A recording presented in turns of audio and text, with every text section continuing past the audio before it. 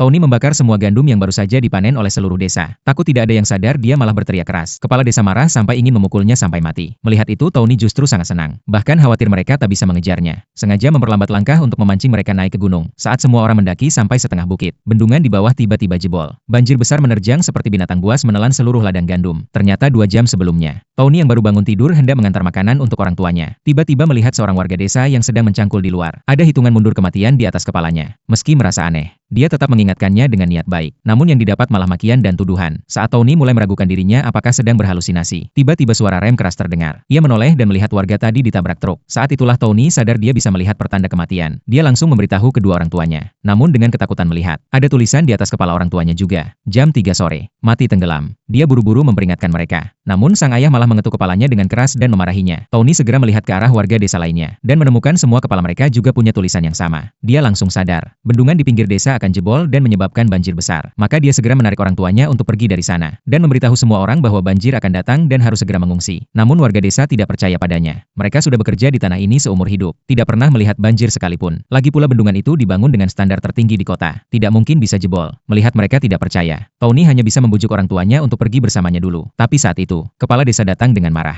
bertanya kalau semua orang pergi, siapa yang akan panen gandum untuknya? Kalau panen tertunda, siapa yang ganti rugi biaya buruh? Tony masih ingin membujuk kepala desa, tapi semua orang menganggap dia omong kosong. Bahkan ayahnya juga menyuruh dia berhenti mengganggu. Dengan putus asa Tony akhirnya nekat, mengancam semua orang harus ikut dia pergi hari ini. Kalau tidak ada yang boleh bekerja. Warga desa marah dan mencaci maki Tony. Saat mereka sedang ribut, seorang petugas inspeksi bendungan datang karena mendengar keributan. Tony buru-buru menjelaskan bahwa bendungan akan jebol, tapi petugas mengira dia mengalami gangguan jiwa. Bendungan ini sangat aman, tidak mungkin jebol. Warga desa juga kompak menuduh Tony membuat kerusuhan. Kalau sampai hari ini kehilangan upah kerja, semuanya akan disalahkan padanya. Melihat tidak ada yang percaya, dan waktu hampir menunjukkan pukul 3, Tony panik total. Dengan terpaksa, dia membakar semua gandum yang baru saja dipanen. Kepala desa langsung berlari mendekat. Begitu tahu itu ulah Tony, dia marah besar dan ingin memukulinya. Tony langsung kabur. Orang tuanya cepat-cepat menahan kepala desa, memberinya waktu untuk melarikan diri. Saat Tony berlari sampai setengah bukit, tiba-tiba melihat traktor kepala desa. Sebuah ide muncul di kepalanya. Dia terpikir bahwa ban dalam roda bisa digunakan sebagai pelampung. Langsung dia melepas ban traktor. Saat itu warga desa juga mengejarnya sampai sana. Tony berteriak memberitahu mereka bahwa banjir akan segera datang, dan ban ini bisa menyelamatkan nyawa. Lalu mengajak mereka membantu melepas ban lainnya. Kepala desa melihat itu sangat marah, memarahinya dan menyuruh berhenti, bahkan ingin memukulnya di tempat. Orang tua Tony segera menghentikan kepala desa, meminta dia menenangkan diri. Tapi kepala desa bilang Tony sudah gila. Teriak-teriak soal banjir, bongkar ban traktor, bakar gandum. Warga lain juga menuduh Tony bertindak semaunya. Melihat tidak ada yang mau percaya, Tony menyerahkan ban ke ibunya, memohon pada orang tuanya agar percaya padanya. Semua orang mengejek, bilang kalaupun benar ada banjir, ban ini tidak akan berguna. Kepala desa makin marah, berkata kalau memang benar ada banjir, dia lebih memilih mati tenggelam.